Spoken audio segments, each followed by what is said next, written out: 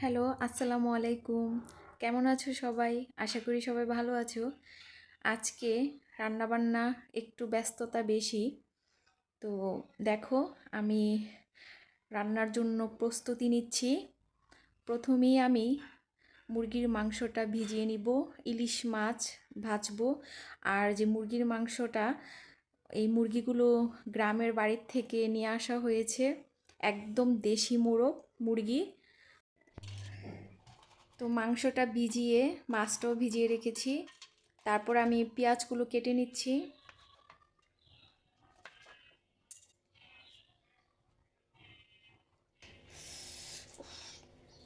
কি বলবো, পেঁয়াজের এত ঝাঁজ, পেঁয়াজ কাটতে গিয়ে আমার অবস্থা খারাপ হয়ে যাচ্ছে বন্ধুরা। পেঁয়াজের এত ঝাঁজ, দেশি পেঁয়াজ ছোট ছোট দেখছো, এর জন্য এটার ঝাঁজও বেশি।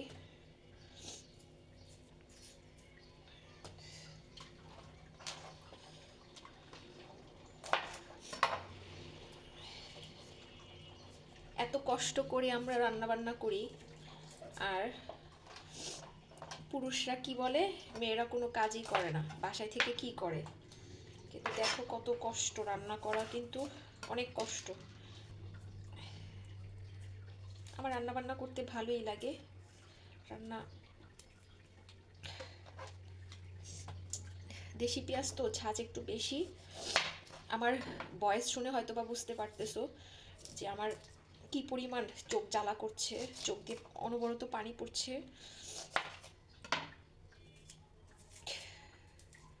প্রচুর ঝাঁজ। তো আমি এখন এই পেঁয়াজগুলোকে, আরও কিছু খোসা বাকি আছে, এগুলো ক্লিন করে তারপর পেঁয়াজগুলোকে কেটে নিব। কেটে সব কিছু রেডি করে তারপর রান্না বসাবো। আমি সব কিছু কেটে রেডি করে নিয়েছি, ধুয়ে মাংসটা ধুয়ে রেডি করেছি। এই যে এখানে পেঁয়াজ কুচিয়ে নিয়েছি একটু বেশি পরিমাণে, যেহেতু বেরেস্তা করব। আর হচ্ছে এই যে আদা রসুন পেস্ট, গরম মশলা, তেজপাতা, আর এখানে আছে বাদাম বাটা, আর হচ্ছে রোস্টের মশলা, এটা রাঁধুনি রোস্টের মশলা। আর লাগবে টক দই। তো টক দইটা ফ্রোজেন হয়েছিল, তো এখনও ভালো করে পুরোটা বরফ মানে ছেড়ে নিই। তো আমার তো আর পুরোটা লাগবে না, অল্প লাগবে। তো আমার যতটুকু লাগবে আমি নিয়ে নিব। 2 থেকে 3 চামচ লাগবে, এর বেশি লাগবে না। আর লাগবে কাঁচামরিচ, আর অবশ্যই ঘি। তো ঘি সব কিছু নিয়েছি রেডি করে। তো আমি প্রথমেই মাছ ভেজে নিব। তো মাছটা ভাজার জন্য আমি হাঁড়ি বসিয়ে দিয়েছি, ফ্রাই প্যান। তো লবণ আর হলুদ দিয়ে মাখিয়ে ইলিশ মাছটা ভেজে নিব। দিয়ে দিলাম কড়াইতে সাদা তেল, মাছগুলো দিয়ে দিলাম। আর মাছের যে তেলটা, আমি ওটা ফেলে দেইনি, তেলটাও দিয়ে দিব ভাজার জন্য। আর মাছগুলোকে আমি একটু লাল করে ভেজে নিব, যেহেতু ভাজা খাবো, এটা রান্না করব না, তার জন্য একটু লাল করে ভেজে নিব।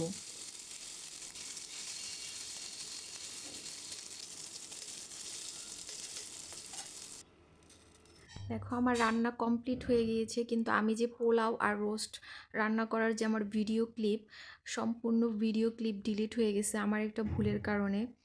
কি যে মানে খারাপ লাগছে, কি বলবো আমি, মানে জাস্ট আমার মনটাই খারাপ হয়ে গেল, কি আর বলার।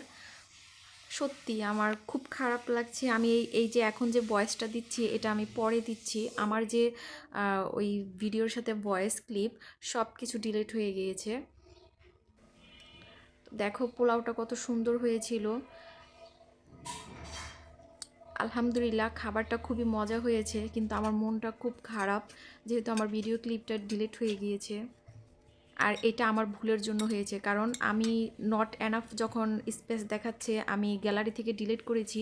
করার পর আমি মানে অরিজিনাল যে ভিডিওটা আমি এইখানে আপলোড দিব, এই ভিডিওটা আমি ওখান থেকে ডিলিট করে দিয়েছি। অন্যগুলো করলে প্রবলেম হতো না, বাট এই যে ভিডিও ক্লিপগুলো এখান থেকে যে ভিডিওটা ছাড়বো আমি, ওইটা ডিলিট করে দিয়েছি। আর ওইটা তো করেছি আমি যে রিসাইকেল বিন থেকে আবার নিব, ওখান থেকেও আমি পার্মানেন্ট ডিলিট করে দিয়েছি, যার কারণে আমার এই প্রবলেমটা ফেস করতে হয়েছে।